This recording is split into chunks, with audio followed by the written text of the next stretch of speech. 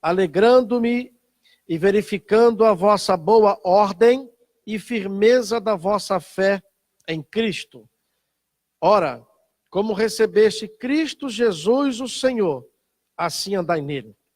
Nele, radicados, tem uma versão que diz arraigados, edificados, confirmados na fé, tal como fostes instruídos, crescendo em ações de graça. Tem uma versão que diz abundando, porque a ideia aqui é de um rio.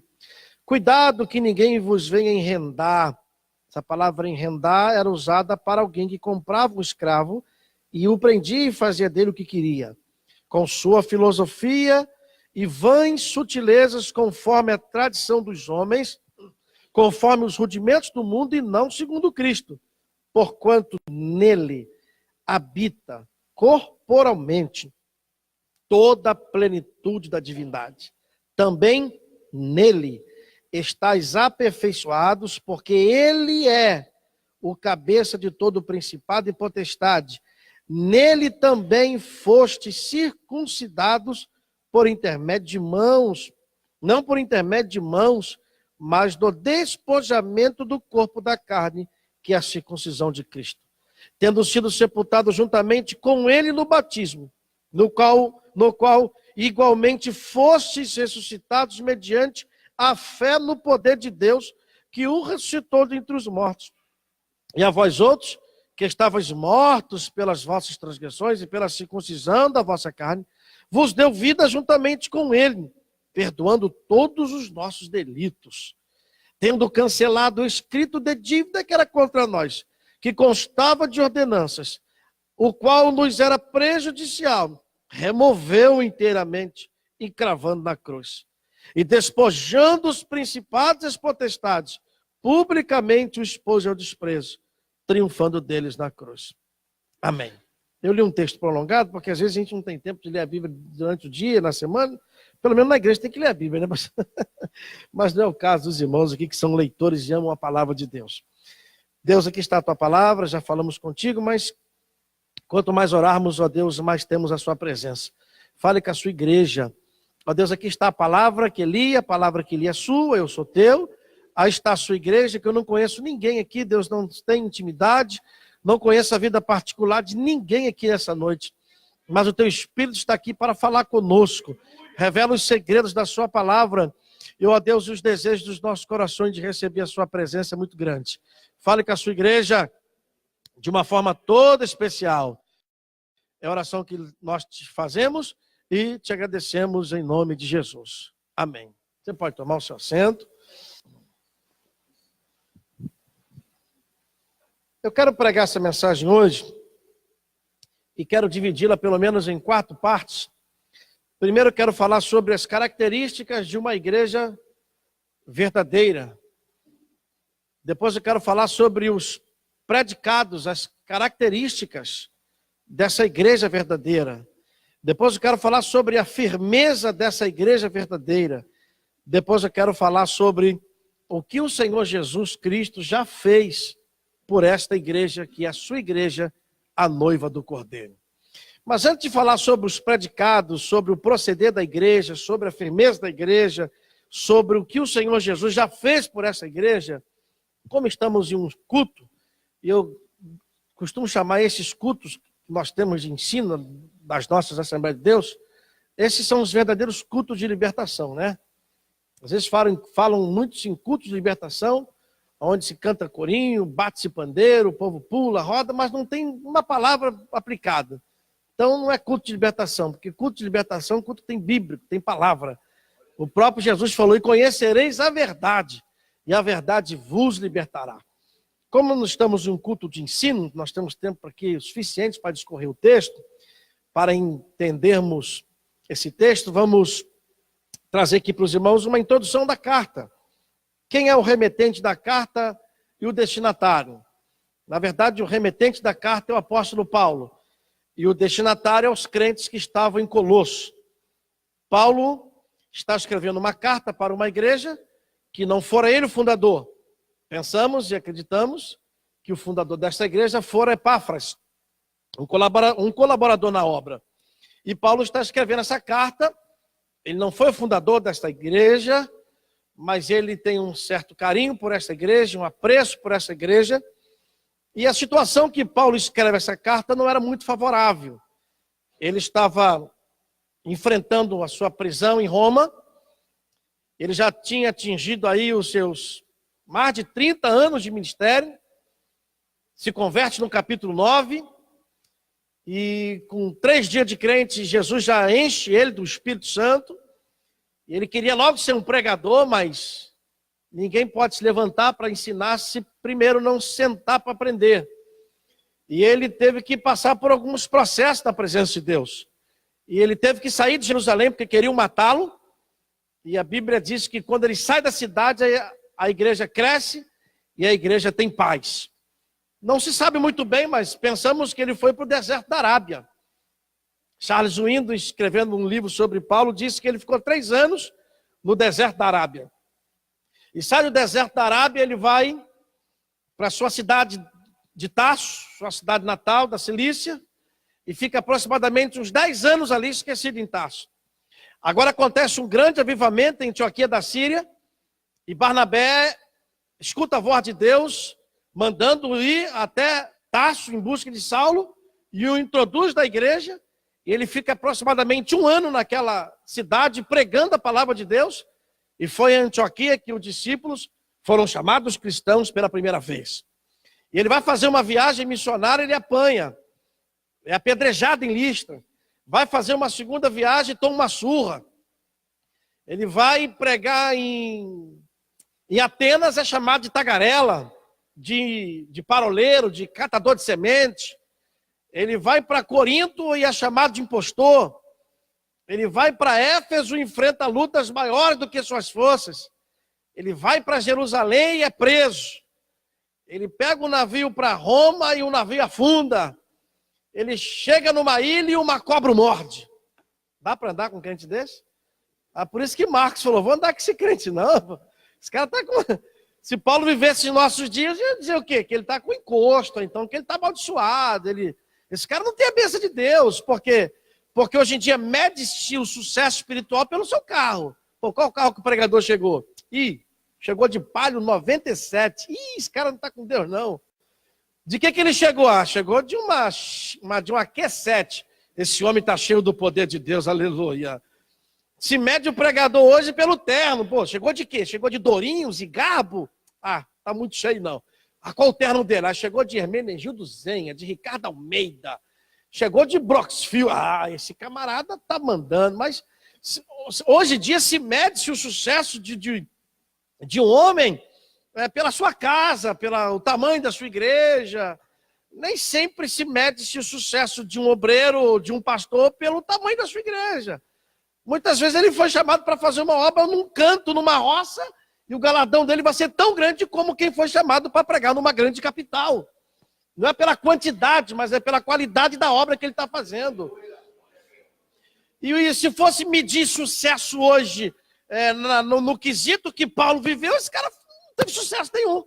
Que sucesso teve Paulo? Apanhava onde chegava? Ou que sucesso teve Paulo? Longe de família, não se sabe da mulher, não sabe de filho. Que sucesso que teve Paulo? Vivia preso. E vou dizer mais, pastor Cássio. Se Paulo entra aqui hoje e senta no banco aqui, a gente não dava nem oportunidade para ele dar uma saudação. Porque não entra aqui um homem de 1,90 m, com os olhos castanhos cor de mel, cabelo preto, parecendo o Tom Cruise. Não! Não chegaria aqui um lutador de MMA forte, malhado. Entraria aqui pelas essas portas um homem de 1,5 m, das pernas arcadas, calvo, com óculos fundo de garrafa, com um semblante de dor e de sofrimento. Alguém chegar e perguntar, como é que está o senhor? Tudo bem. De onde você veio? Estou vindo de algumas prisões. O senhor foi preso? Fui preso. Por quê? Homicídio. Você vai ficar com medo do camarada já, pô. O cara foi preso. A sua família tem não, pô, não tem família. Foi preso. A gente ia ficar olhando para ele já meio estranho. Camarada ia contar um testemunho que apedrejou o outro, um amigo, ou sei lá, um conhecido, ou um crente. E daqui a pouco você ia perguntar aí, qual o seu nome? Prazer, apóstolo Paulo, sua disposição. Não ia chegar alguém aqui muito bonito, não. Aí agora Paulo está onde? Ele está preso, está em Roma. E uma das nossas turnês pela Europa, estava pregando em Londres, liguei para um pastor amigo meu que estava na Itália, falei, pastor, eu estou em Londres, estou a 2 horas de você. Então, peraí. Comprou a passagem de avião e 2 horas de voo rapidamente. Chegamos em Milão, na Itália, nos recebeu ali, pregamos em Mantova, pregamos em Milão, pregamos em Veneza, em Turino, algumas regiões, algumas cidades da Itália. E ele perguntou, Eduardo, o que você quer conhecer mais aqui na Itália? Eu falei, poxa, eu tenho um desejo de conhecer a prisão de Paulo.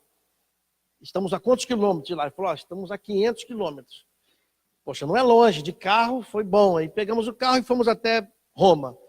Chegamos em Roma, fomos procurar o Carcere Mamertino, Carcere de Pietro e Paolo. Botaram o Pedro lá com ele para dar uma moral ao Pedro, né? Mas não se sabe se Pedro esteve em Roma. Não é verdade? Fórum de César, pagamos ali 5 euros e descemos aquela masmorra subterrânea, fomos descendo, um fone de ouvido, o narrador contando o que passava um preso numa prisão daquela. Porque as prisões do Brasil, o preso tem direito a café da manhã, almoço e janta. As prisões romanas não. Uma celinha 3x4, um buraquinho pequeno para entrar, uma grade onde jogava comida. E não tinha café da manhã, almoço e janta. Comida chegava de 3 em 3 dias. O narrador contando que muitas vezes a comida chegava, pastor Cássio, estragada, podre, cheia de bicho. Já pensou você fazer a obra de Deus durante 30 anos e não ter uma aposentadoria, fazer a obra de Deus 30 anos, não ter construído uma casa própria, tá lá dentro de uma cela, preso, um frio, aqui o sul faz frio, esses dias eu peguei 0 aqui, quase que congelou meus ossos. Carioca, acostumado com 50 graus, chega aqui nos gaúchos 0, meu Deus. E a igreja é cheia de crentes, eu fiquei impressionado com os gaúchos, viu? Que um frio desse que faz aqui lá no Rio, acho que os prefeito daria estado de calamidade pública e fecharia todas as portas de tudo que existisse.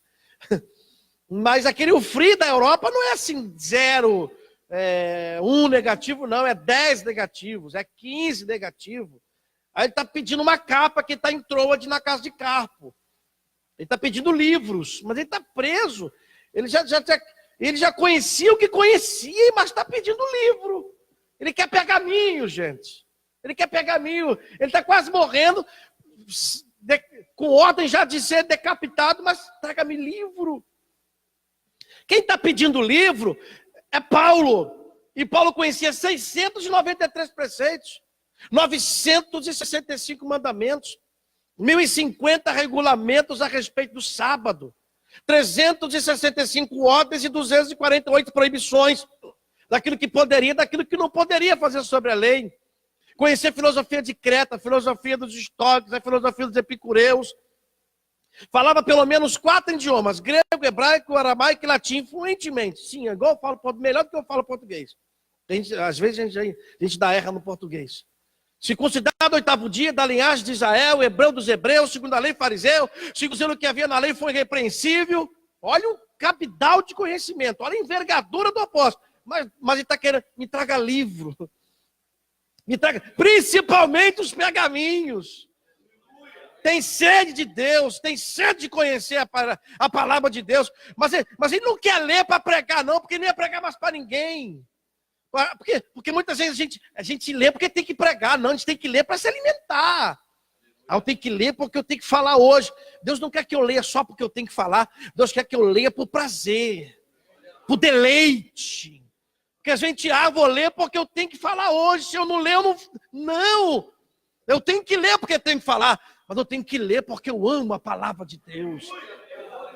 Quão doces são as tuas palavras ao meu paladar. São mais doces do que o mel à minha boca. Lâmpada para os meus pés e a tua palavra. E luz para os meus caminhos.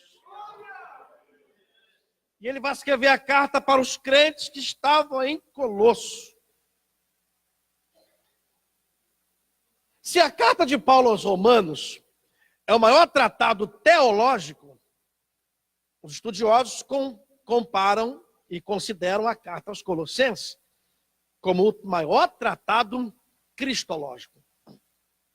Se Romanos é o maior tratado teológico, Colossenses é o maior tratado cristológico. Porque se você vê a ênfase que Paulo dá para Cristo nessas escritas, é fora de série.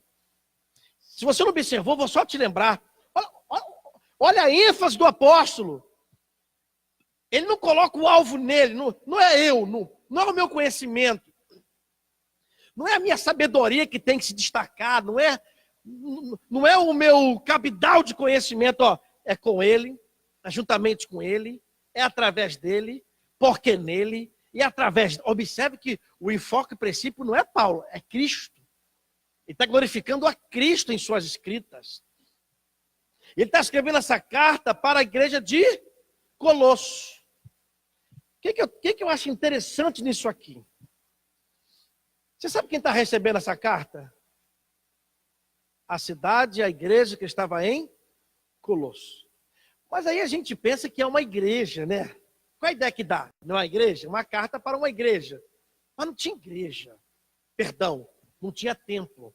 Igreja tinha, que igreja somos nós. Não, quem está recebendo o maior tratado cristológico não é uma catedral pronta, bonita, com 2.000 crentes.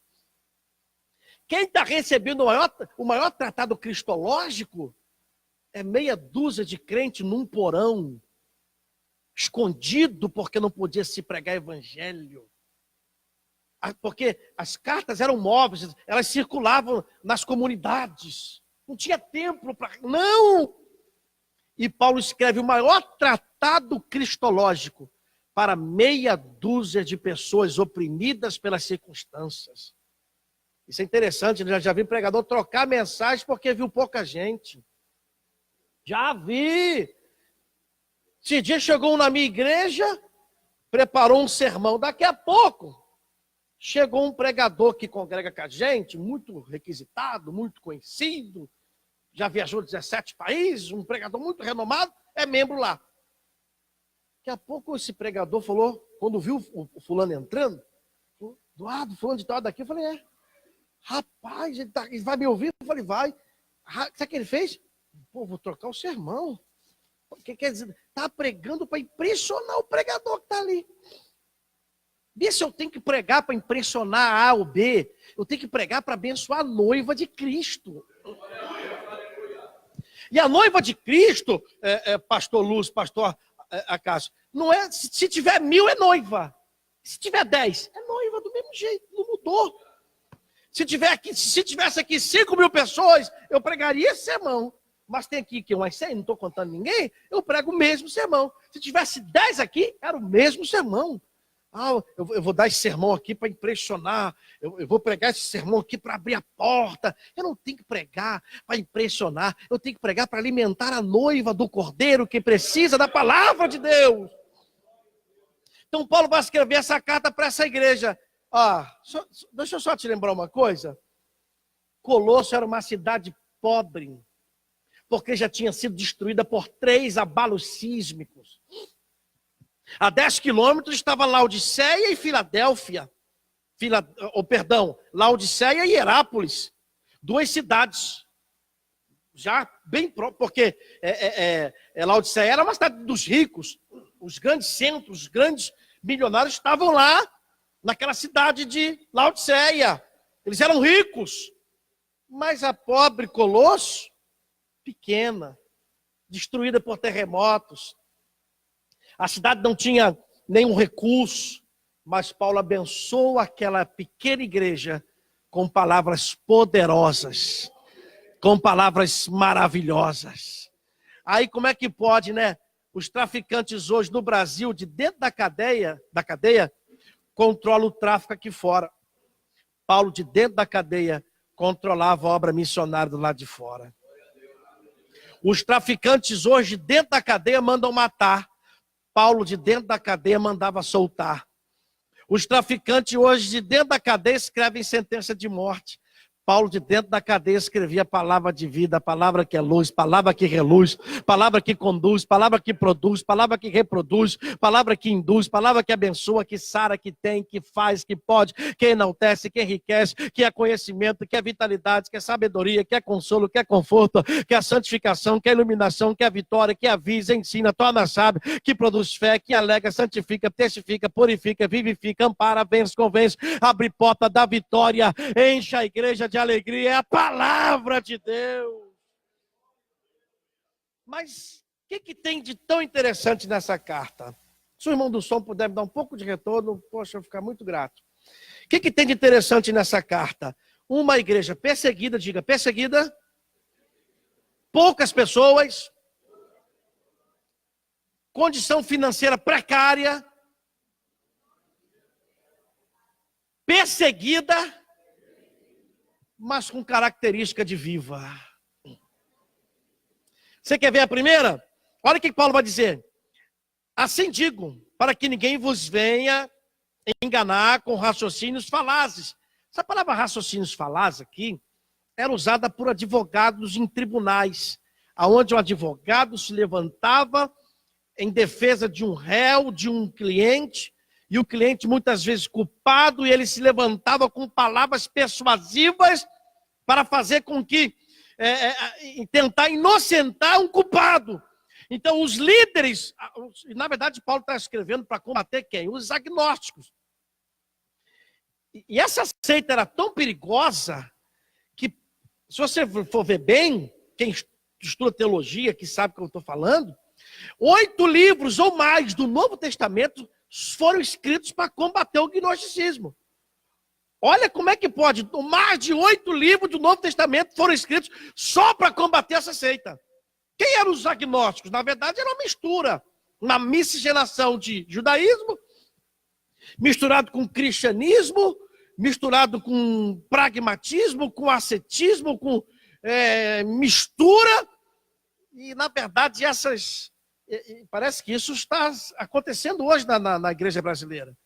Hoje é uma mistura dentro da igreja que você não sabe mais o que é igreja, o que é mundo, você não sabe mais o que é nada. Há uma mistura hoje dentro da igreja, você escuta louvor hoje, você não sabe mais se é forró, você não sabe mais se é pagode, você não sabe mais o que é, e que esse negócio diz que tudo é de Deus, e aí essas músicas mundanas dentro da igreja.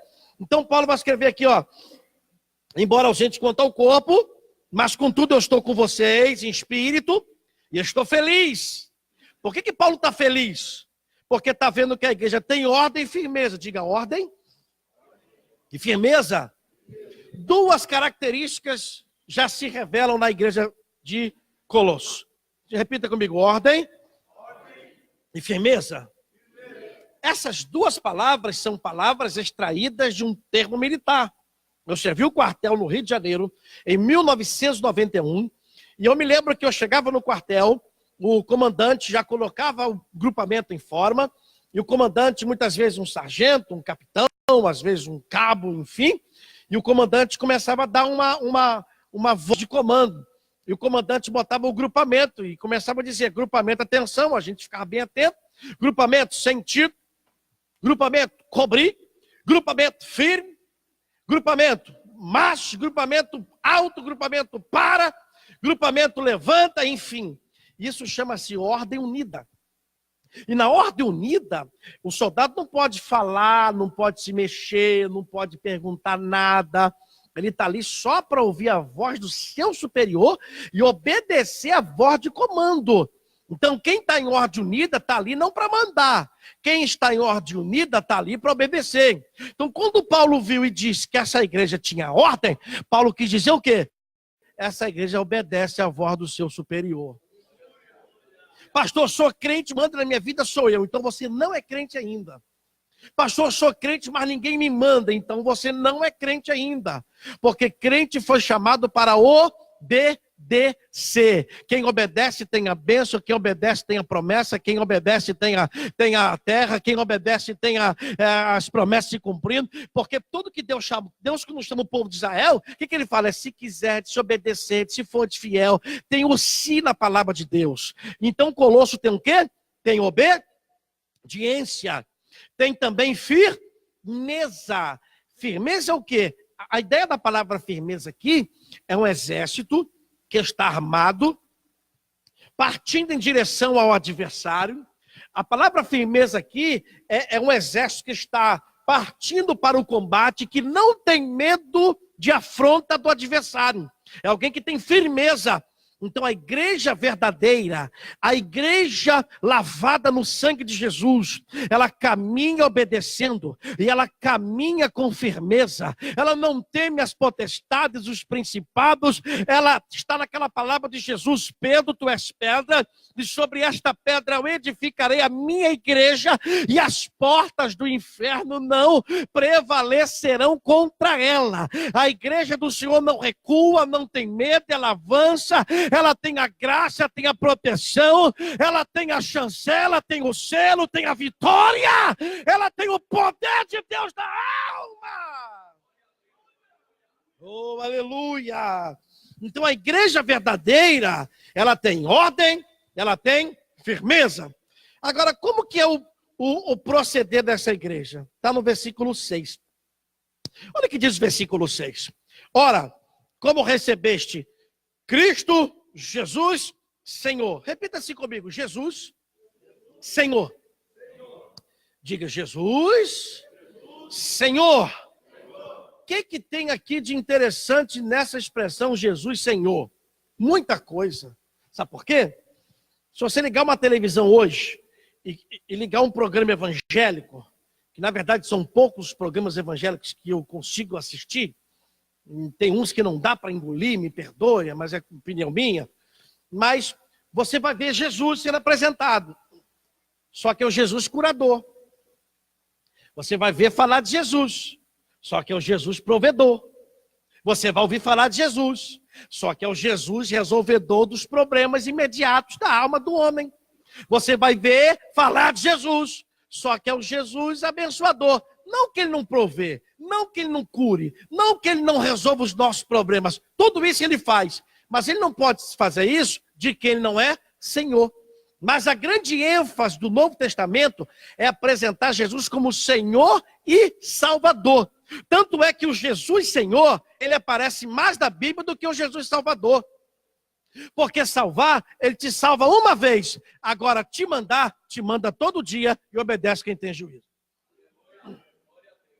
Então, por que a grande ênfase da mensagem hoje dos telesevangelistas, que muitas vezes são até teles, só não sei dizer se são evangelistas, é apresentar um Jesus abençoador, é apresentar um Jesus curador? Porque quem não quer bênção hoje?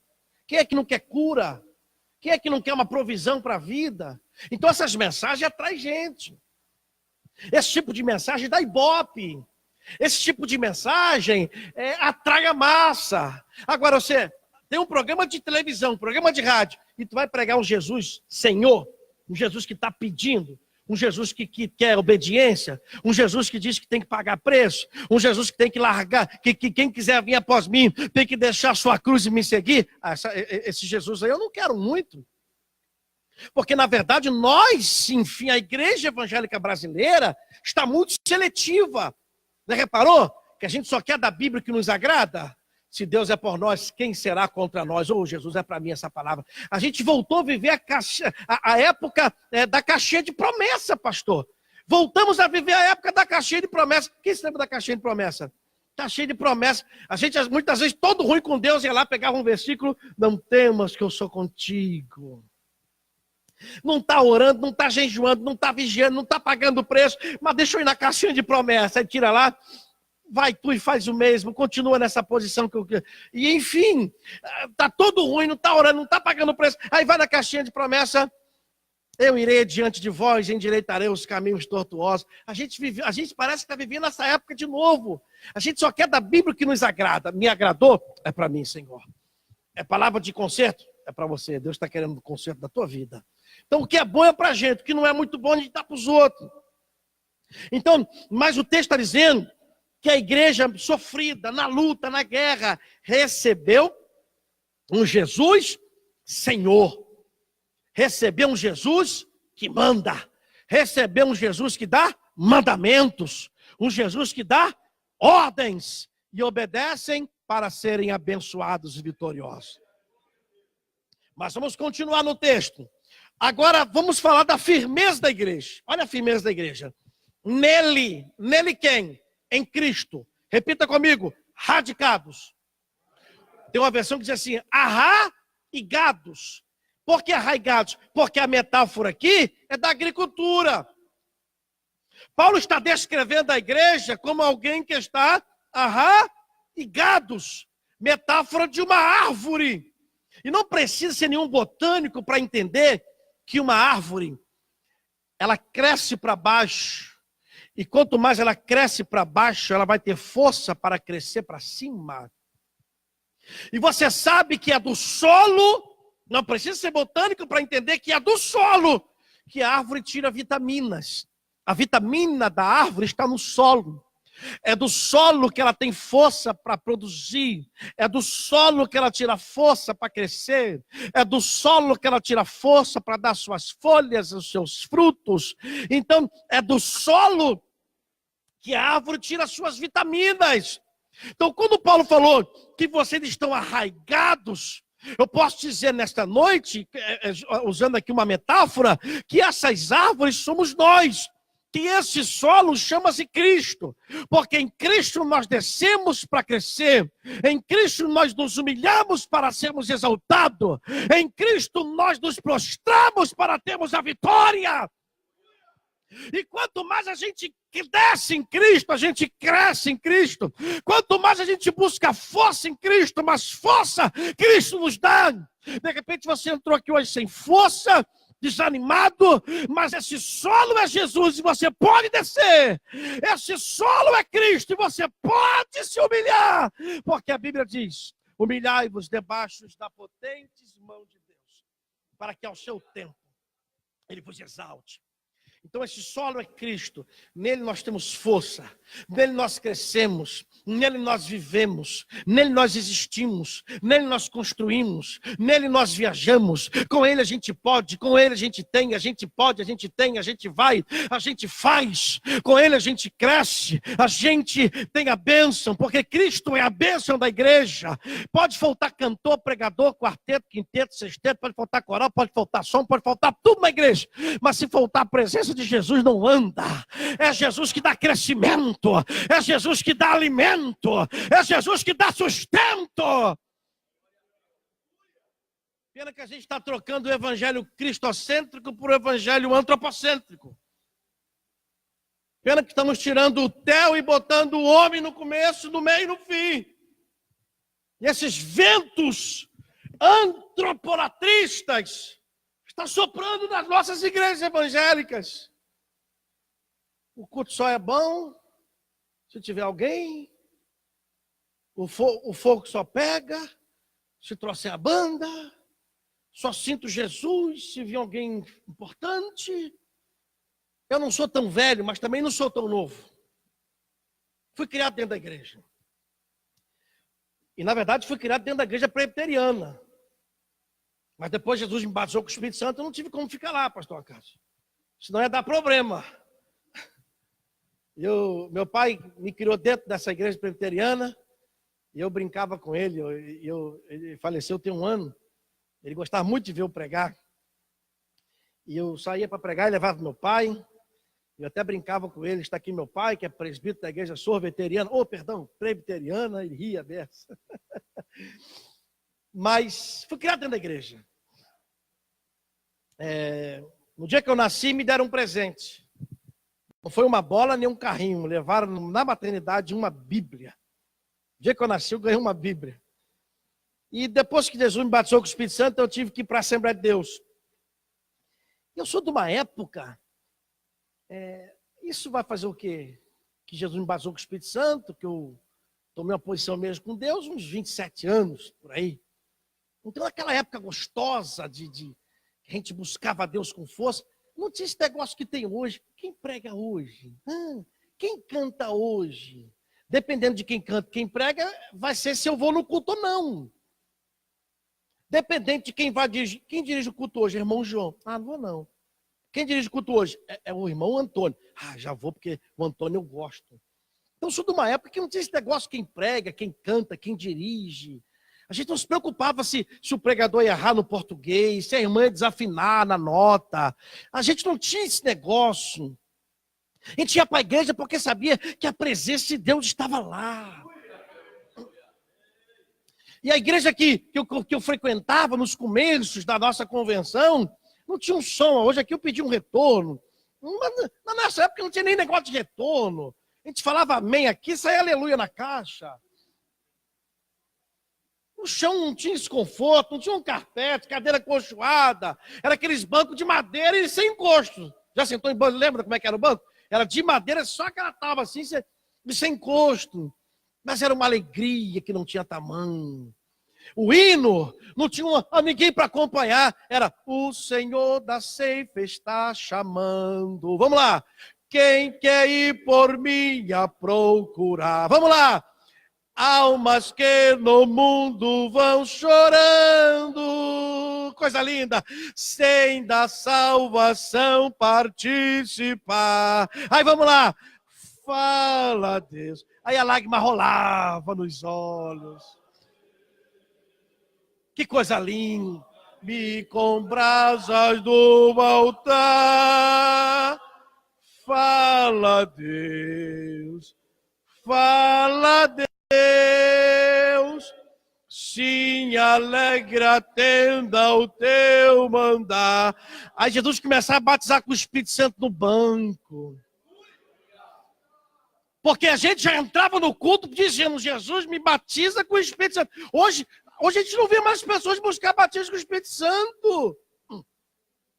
E às vezes você prega. Aí pergunta, quem quer batismo vem à frente. Ainda vem uma meia dúzia ainda, e 2 deles assim, ó, masticando chiclete babalu. Buscando batismo do Espírito Santo, chupando chiclete. Todo dia um jovem fazendo, falei, meu filho, como é que você vai batizar você com o Espírito Santo? Chupando bala, meu filho. Então a gente, parece que os nossos cultos viraram cultos humanistas, antropocêntricos. Eu fico horrorizado quando eu vejo igreja que vai um cantor famoso, aquela fila de gente pedindo autógrafo para cantor, como se ele fosse um popstar, como se ele fosse um artista, quando na verdade é servo que está aqui para te servir. Não está no pedestal para ser aplaudido, mas está no porão para remar e prestar serviço. É Rui Pereta. Hoje são pastores artistas, pastores popstar, cada um com um cabelo mais arrumado, um terno todo cheio de lantejoulo. Ainda tem a cara de pau dizer, não olhem para mim. Como não vou olhar para você? Brilha mais do que uma árvore de Natal, como é que eu não vou olhar para você? Esse evangélico parece que virou um mundo evangélico, parece que está querendo acompanhar o mundo secular. O cantor tal foi na Globo, e daí? O que tem na Globo de importante? Um irmão chegou, meu sonho era evangelizar a Xuxa. E o que tem na Xuxa que não tem no mendigo que está na tua rua? O que tem na Xuxa que não tem o mendigo debaixo da tua ponte lá onde você passa todo dia de carro e não fala nem de Jesus para ele? O que tem na Xuxa? Querer evangelizar fulano de tal. Para Deus não tem peixe grande, peixe pequeno. Ele ama todo mundo igual. O sangue foi derramado por todos igual.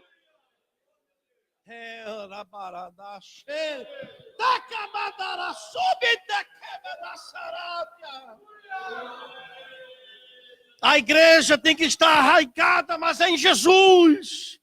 O alvo da igreja é Jesus. A mensagem do pregador tem que ser Jesus. Tem que ter Jesus no hino.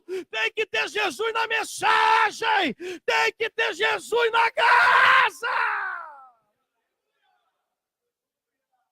A igreja de Colosso está arraigada. Ela tem firmeza.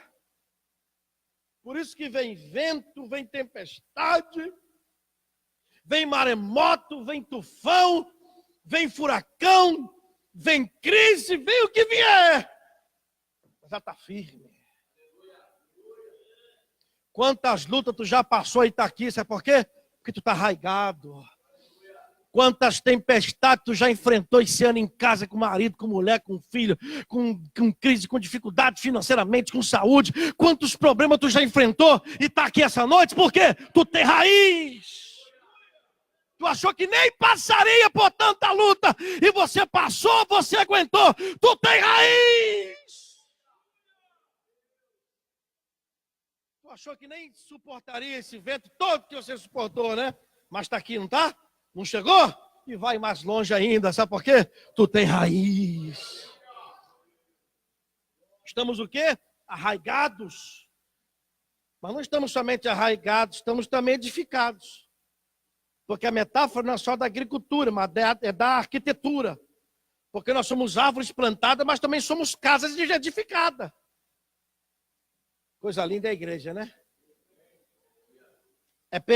A igreja que é exército obedecendo. A igreja é peregrina que está andando. A igreja é mais o quê? É árvore que está plantada. É casa que está edificada. Aqui diz que foste instruídos. Bom, você está sendo instruído porque tem alguém ensinando. Então a igreja é aluno que está aprendendo. A metáfora não é só da agricultura, não é só da arquitetura, mas também é da pedagogia. Porque foste instruídos. Então nós estamos a cada dia aprendendo uns com os outros. Pastor, eu tenho 40 anos de crente. Não tem problema, eu estou aprendendo com quem tem 1 ano de crente.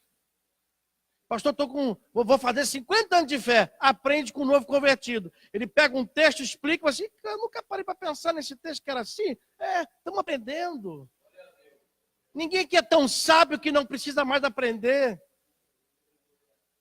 As escolas dominicais estão tão vazias que parece que está todo mundo já formado, ninguém precisa aprender mais nada, né? Os cultos de oração também está tão vazio que parece que está todo mundo cheio de Deus que não precisa mais de receber nada. Mas a igreja evangélica brasileira, até o arrebatamento dela, Deus vai soprar um avivamento ainda e vai ser com força. Deus ainda vai soprar um avivamento na terra que vai sacudir muita gente. Aleluia. Vai fazer o que fez na Coreia. Se tu pensa que o grande avivamento mundial está no Brasil, tá não, irmão. Vai para a África que tu vai ver. Os cultos que acabam 2, 3 horas da manhã, da madrugada. Os cultos começam às 7 horas da manhã, da noite, 6 da noite, e vai entrando madrugada dentro, e o povo dançando e pulando, multidões se batizam como se fosse um mar de gente, aceitando Jesus naqueles países lá da África, aqueles países lá do Ganga, daquela região lá, cheio do Espírito Santo, batizando com o Espírito Santo. E eu preguei numa igreja de africano em Londres, quando começou às 7 da manhã, era 2 da tarde, o negão estão pulando ainda, assim, pulando, glorificando. Mas teve uma hora que eles mais pularam. Eu falei, chamei o meu intérprete, falei, pastor, por que estão pulando agora? O que houve aí? Porque estava no alvoroço, uma alegria. Aí eu não entendi o porquê. Aí perguntei ao pastor Marcos, que é meu intérprete, e, pastor, por que eles estão assim agora, tão animados? O pastor, você não entendeu não? Eu falei, não entendo inglês. Vou te explicar. É porque agora o pastor disse que vai levantar a oferta. Eu falei, Quando fala em oferta que eles ficam felizes? Fica, foi o Brasil ao contrário. Fala em oferta e fica tudo triste. O povo está tudo pulando, falou em dinheiro e agora, Deus, o que eu faço? E quando vai na frente é uma alegria para semear, é uma felicidade, é uma gratidão, porque sabe que na hora que cai a semente, é a hora que Deus vai produzir e vai prosperar. A Bíblia diz que quando o ofertante vai ofertar, a Bíblia diz que Deus que a presença de Deus acompanha o ofertante. Oh, aleluia! Então, isso é avivamento. Não é avivamento só de você falar língua, não. É avivamento no seu amor para com o próximo. É avivamento no seu bolso, na nossa conta bancária. Porque a gente gasta muito com a gente, mas não investe quase nada em missões. A gente gasta muito com a gente, mas não se investe nada em obra de Deus. É uma coisa, falta coração, né? Mas a igreja verdadeira, poderosa, está arraigada, está edificada, está instruída. E aqui diz, e está crescendo. Crescendo em ações de graça. Está crescendo na graça. Está crescendo no conhecimento. Está crescendo em amor. Porque nós precisamos crescer em amor. Nós precisamos crescer em voluntariedade. A gente não cresce só em conhecimento, não. Precisamos crescer em graça, crescer em paz, crescer em santidade. Que vivemos uma época de verdadeiros anãos espirituais. O cara estaciona ali que não consegue amar mais ninguém, não consegue perdoar ninguém. Não tem amor pelo próximo, não tem amor pela obra, não tem amor por nada.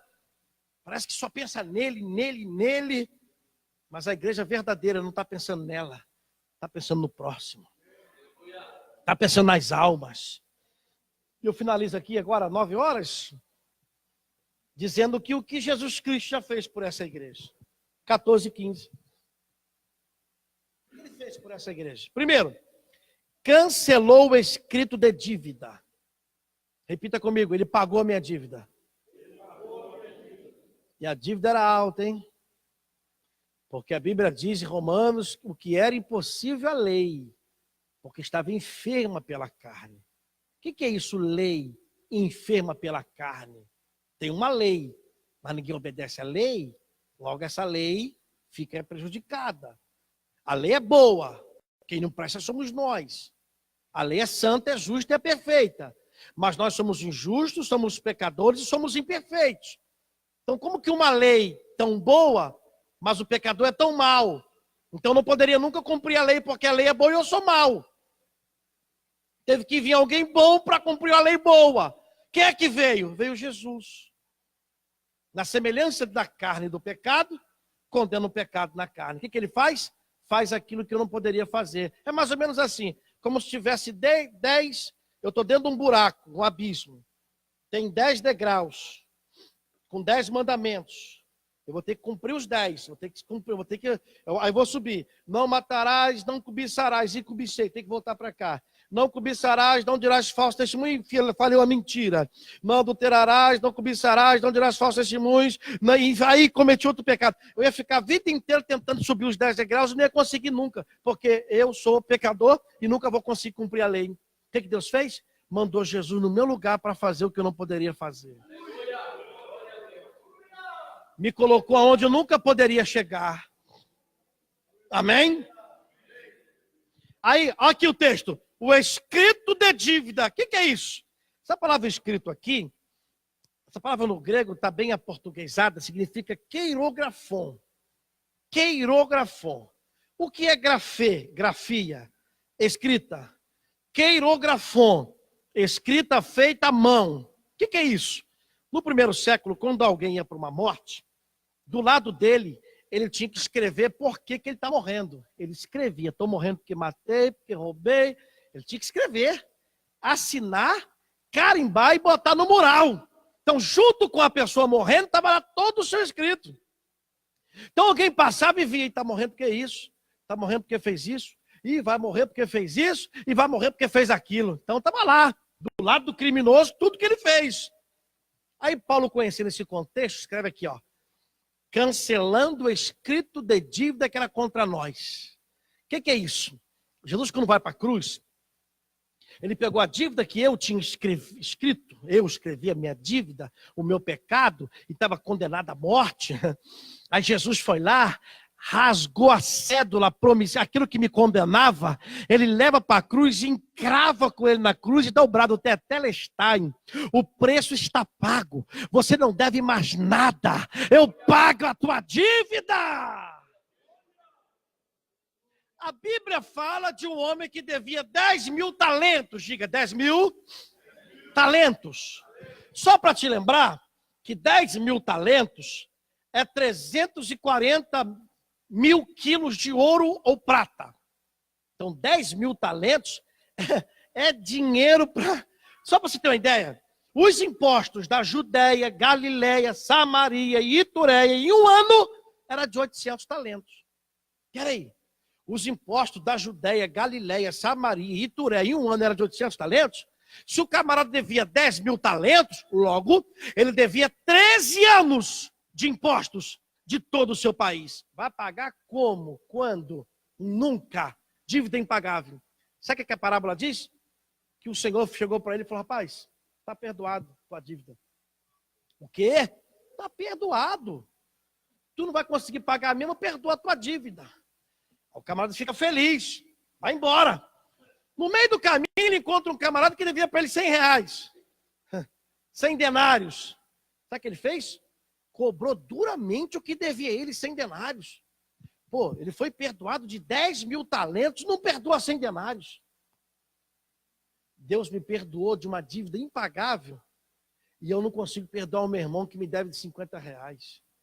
Estou falando de dinheiro, não. Estou falando de uma afronta, de uma ofensa, ou de alguém que falou mal de mim, alguém que me caluniou, alguém que me criticou, alguém que não me deu a paz do Senhor, ou alguém que me tratou mal, ou alguém que fez alguma coisa contra mim.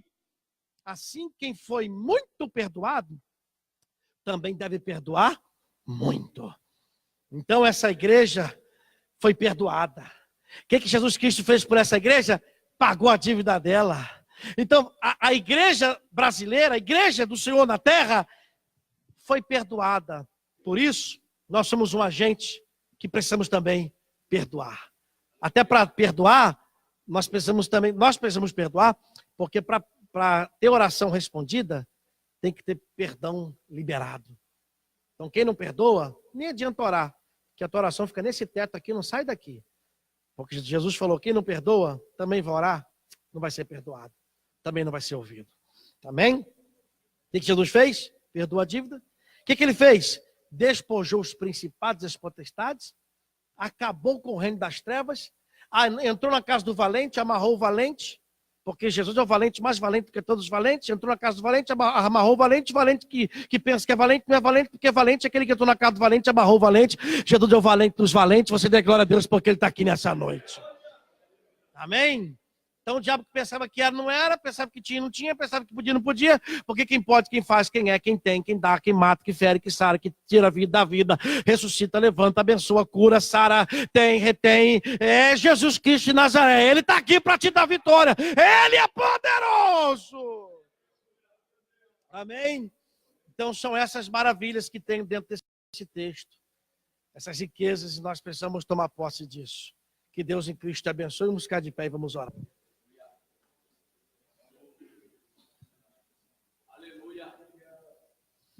Aleluia. Feche seus olhos. Vamos falar com Deus e agradecer a Ele por tudo aquilo que Ele tem feito por nós. Nosso Deus e nosso Pai, em nome de Jesus te oramos. Começamos esse culto orando e queremos também terminar esse culto orando. Continue abençoando essa igreja nesse lugar. Continue dando vitória aos teus filhos nessa noite. Continue, Deus, prosperando, Deus, o caminho da tua igreja. Continue, Deus, abrindo as portas que estão fechadas. Continue dando graça ao teu servo, ao teu filho Acácio, na frente desta obra. Ó Deus, os obreiros, auxiliares, os departamentos, a equipe de missões, de louvor, de adoração. Continue abençoando e prosperando esta obra. Ó Deus, batiza com o Espírito Santo, também com fogo. Traga vitória para a igreja de Sarandi. Que este ano venha ser um ano de produção, de produtividade. Que a tua graça venha superabundar sobre as nossas vidas. Receba o poder do Espírito. Receba a graça do Espírito. Receba o poder de Deus na sua vida.